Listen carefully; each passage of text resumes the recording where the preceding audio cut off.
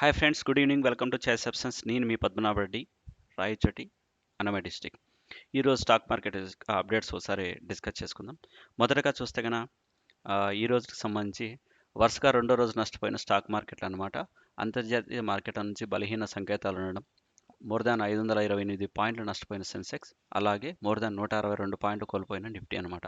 దేశీయ స్టాక్ మార్కెట్లో వరుసగా రెండో రోజు నష్టాల్లో ముగిశాయి.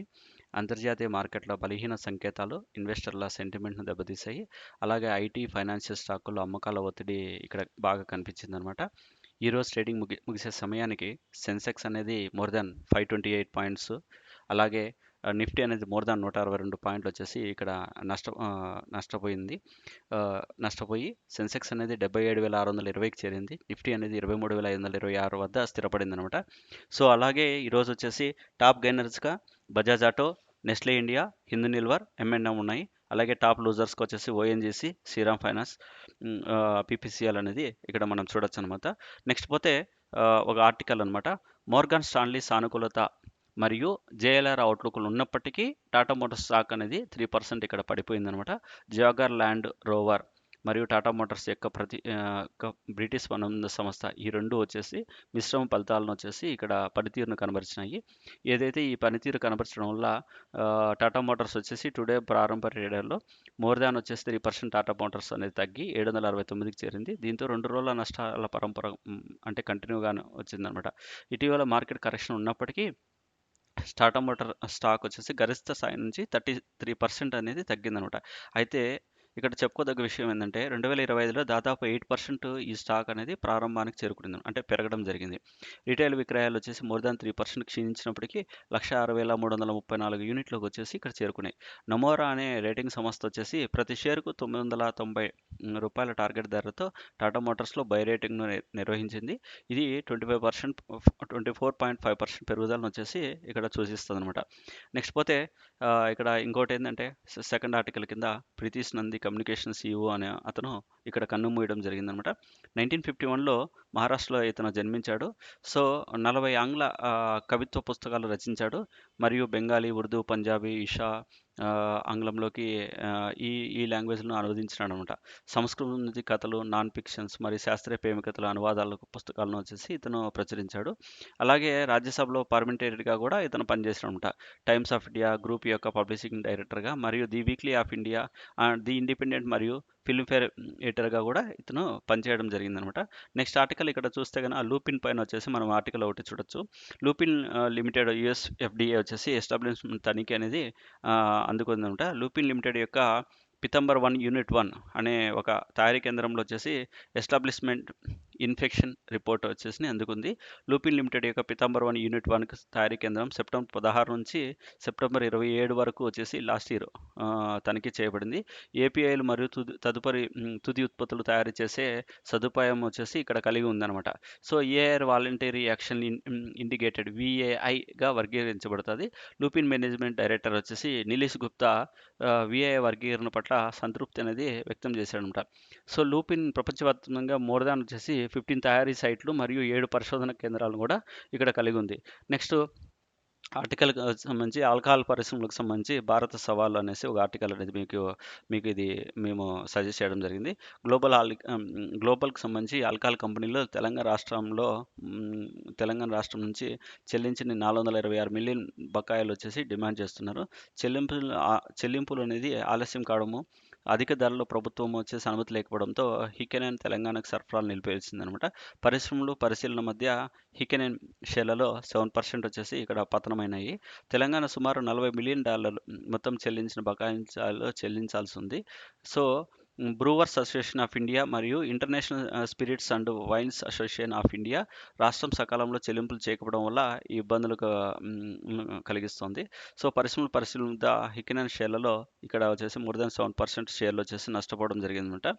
నెక్స్ట్ పోతే RBI మీద ఒక ఆర్టికల్ అనేది ఇక్కడ రెలిగేర్ ఎంటర్ప్రైజెస్ వార్షిక సాధారణ సమావేశం అనేది యాన్యువల్ జనరల్ మీటింగ్కి సంబంధించి రెగ్యులేటర్లు RBI మరియు సెబీకి వ్యతిరేకంగా వేసిన పిటిషన్ వచ్చేసి మధ్యప్రదేశ్ హైకోర్టు అనేది కొట్టివేస్తుంది అనమాట. రెలిగేట్ పెట్టుబడిదారులలో ఒకరు దాఖలు చేసిన రిట్ పిటిషన్పై హైకోర్టు వార్షిక సాధారణ సమావేశం AGMపై స్టే విధించింది. తదుపరి ఉత్తర్వులు వచ్చే వరకు ఈ స్టే అనేది విధించిందనమాట. ఇది కంపెనీ చైర్పర్సన్ రష్మి సులుజా యొక్క నియామకంపై ప్రభావం చూపింది. రెలిగేర్ ఎంటర్ప్రైజెస్ షేర్లు గత సంవత్సరంలో 40% వచ్చేసి పెరిగినాయన్నమాట. బర్మన్ కుటుంబం యొక్క ధర మరియు ఆధారాలపై చట్టపరమైన వివాదాల కారణంగా యాన్యువల్ జనరల్ మీటింగ్ ఆలస్యమైందనమాట. బర్మన్లు ఇప్పటికే ఓపెన్ ఆఫర్ కోసము వివిధ నియంత్రణ సంస్థల నుంచి ఆమోదాలను పొందారు. నెక్స్ట్ పోతే టీసీఎస్‌కి సంబంధించి ఈరోజు మొదటి రోజు అనమాట. అంటే క్వ క ఈ క్వార్టర్‌లీకి మొదటి కంపెనీ టీసీఎస్‌గా ఈరోజు వచ్చేసి ఆర్థిక ఫలితాలనేసి ప్రకటించింది. క్వార్టర్లీ 3 ఫైనాన్స్ ఇయర్ 2025కి సంబంధించి పనితీరు టీసీఎస్ ఈ సంవత్సరానికి 12% వృద్ధితో 12,380 కోట్లకు ఏకీకృత నికర లాభం వచ్చేసి పొందిందనమాట. Q3 ఫైనాన్స్ ఇయర్ 25లో కార్యకలాపాల ద్వారా ఏకీకృత ఆదాయం 60% పెరిగి 63,973 కోట్లకు చేరిందనమాట.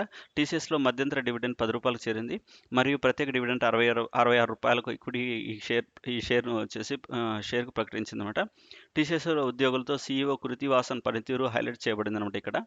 సో మనీ కంట్రోల్ ఇచ్చిన అంచనాల ప్రకారము అక్టోబరు, డిసెంబరు నికర లాభం వచ్చేసి 12,308 కోట్లు మరియు ఆదాయం వచ్చేసి 64,218 కోట్లు అనమాట. సో దానికి ఈక్వల్గానే వచ్చేసి ఈరోజు మనము వచ్చేసి ఇక్కడ ఫలితాలు కూడా చూడొచ్చు. టీసీఎస్ యొక్క ఏఐ అభివృద్ధి ప్రయత్నాలు కూడా ఇక్కడ హైలైట్గా నిలబడడం జరిగిందనమాట. అంటే హైలైట్ చేయబడ్డాయి. హెచ్సిఎల్ టెక్, విప్రో మరియు ఇన్ఫోసిస్ Q3కి సంబంధించిన ఫలితాలు వచ్చేసి వచ్చే వారం వచ్చేసి రిపోర్ట్ వస్తాయన్నమాట. ఇంకా నెక్స్ట్ ఆర్టికల్ చూస్తే ఇంధన వ్యవస్థ గ్యాస్ ఐజీఎల్ కేటాయింపులు వచ్చేసి దీని మీద ఒక ఆర్టికల్ అనేది మనము చూడొచ్చు. సో ఐజీఎల్ కానీ ఎంజీఎల్ కానీ ఈ రెండింటి పైన వచ్చేసి ఈరోజు వచ్చేసి మంచి మొమెంటం కూడా వచ్చింది టెక్నికల్ పరంగా కూడా. సో దీనికి సంబంధించిన ఆర్టికల్ అనేది ఒకసారి బాగా చూద్దాము. సో ఐజీఎల్ దేశవ్యాప్తంగా కేటాయింపులు 30% పెరగడము. ఐజీఎల్ దేశ కేటాయింపులో జనవరి 16 నుంచి 30% పెంచుతాయన్నమాట. పెంపుదల సిఎన్జి విభాగంలో దేశీయ గ్యాస్ వాటాను 37% నుంచి అంటే 37% నుంచి 51%కి పెంచడం వలన పెంచుతుంది. ఈ మార్పు అనేది కూడా జనవరి 16 నుంచి అమల్లోకి వచ్చేట్టుగా చూస్తుందన్నమాట. ఐజీఎల్ అదనపు ఆర్ఎల్ఎన్జి రీగ్యాసిఫైడ్ లిక్విఫైడ్ న్యాచురల్ గ్యాస్ వాల్యూమ్ను టర్మ్ ప్రాతిపదికన పోటీదారులకు ప్రధాన సరఫరాలతో ఒకరితో జత చేస్తున్నారన్నమాట. అదనపు వాల్యూమ్ల సవరణ మరియు సంతకం కంపెనీ లాభదాయకతను సానుకూలంగా ప్రభావితం చేస్తుంది. సో దీనివల్ల దేశీయ గ్యాస్ కేటాయింపులో సవరణ కారణంగా ఐజీఎల్ లాభం వచ్చేసి 3.75% పెరిగింది. అలాగే ఈ ఐజీఎల్ షేర్ వాల్యూ వచ్చేసి 422.95కి చేరుకునింది అన్నమాట ఈరోజు. ఈ కార్యకలాపాల ద్వారా వచ్చే ఆదాయం సంవత్సరానికి వచ్చేసి 6.91% పెరుగుతుంది. అలాగే 3,696 కోట్లకు వచ్చేసి చేరుకుంటుంది అనమాట. సో దీనికి సంబంధించి మనం ఈరోజు టెక్నికల్గా కూడా ఒక కాల్ అనేది సజెస్ట్ చేయడం జరిగింది. ఒకసారి కన్నా మీరు ఇక్కడ కన్నా అబ్జర్వ్ చేస్తే ఐజీఎల్ అనే షేర్ వచ్చేసి టుడే మార్నింగ్ వచ్చేసి 9:18కి వచ్చేసి నేను సజెస్ట్ చేశాను. 420 సిఈ వచ్చేసి ఐజీఎల్ స్టాక్ వచ్చేసి 14 రూపీస్లో బై చేయండి. నా ఎక్స్పెక్టేషన్ టార్గెట్ 21 to 28 అని ఇక్కడ వచ్చేసి చెప్పడం జరిగింది. ఏదైతే ఇక్కడ మెన్షన్ చేసిన విధంగా మీరు కనుక గమనిస్తే కన్నా ఈరోజు వచ్చేసి ఇక్కడ కనుక గమనిస్తే కన్నా 24కు అంటే మోర్ దాన్ 10 పాయింట్స్ మూమెంట్ అనేది రావడం జరిగింది. సో 19,250 ఇన్వెస్ట్మెంట్కి గాను వచ్చేసి 13,750 రూపీస్ వచ్చేసి ఇక్కడ ప్రాఫిట్ అనేది మనము సింగిల్ డేలో ఎక్స్పెక్ట్ చేసామన్నమాట.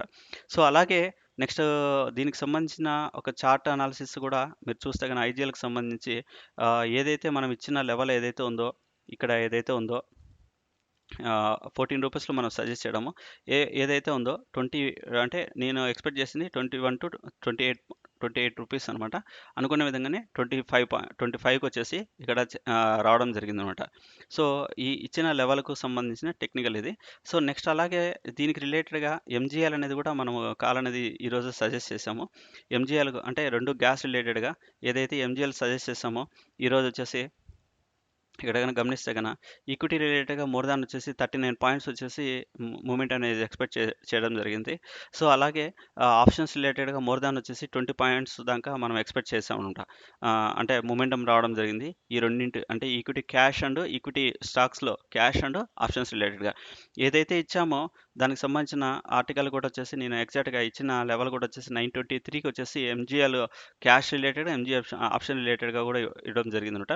సో ఇలాంటి ఫర్ మోర్ అప్డేట్స్ కోసము మా channel Telegram channel and YouTube channel subscribe చేసుకోండి.